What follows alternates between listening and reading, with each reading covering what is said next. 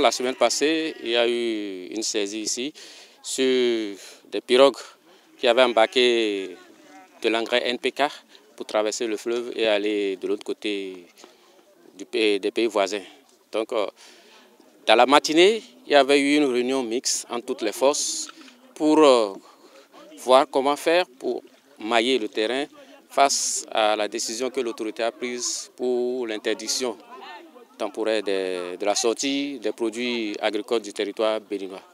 Donc, à la suite de cela, nous avons voulu tester en nous-mêmes notre dispositif pour voir, lorsqu'il y aura une situation réelle, qu'est-ce que nous allons faire. C'est dans cet exercice que nous sommes venus tomber sur des engrais qui étaient en train d'être embarqués. Il y avait 4 bacs qui avaient chargé, il y avait encore une dizaine de colis à terre. Et lorsque les gens nous ont aperçus, ils ont commencé par ramer tout feu vers la rive opposée.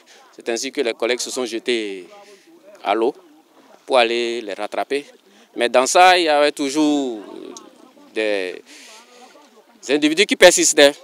Ils ont ramé, ils ont poussé leur pirogue pour suivre le courant du fleuve. C'est ainsi qu'une barque a heurté un îlot qui est dans le fleuve là-bas et qui a fait chavirer. Mais on a réussi à récupérer 7 sacs des 10 qui étaient dedans. La seconde barque, elle a réussi à passer et l'individu a contourné par la berge et allé sauter dans l'eau. Elle a conduisait la pirogue vers la rive opposée où les gens l'attendaient déjà avec les motos pour embarquer. Lorsque les collègues de la police étaient obligés de faire des feux de sommation, qui l'ont dissuadé, il a fui et on a pu également récupérer ces colis qui au total ont donné 42.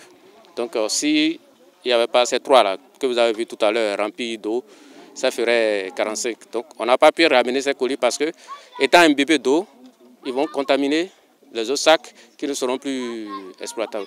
Désormais, la douane n'est plus seule.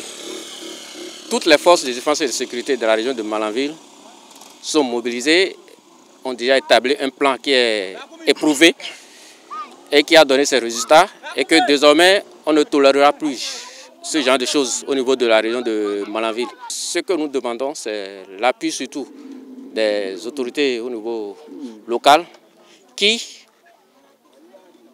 ne devraient pas nous cacher certaines informations, qui devraient plutôt être notre complément afin de mieux nous renseigner pour nous aider dans l'accomplissement de notre boulot.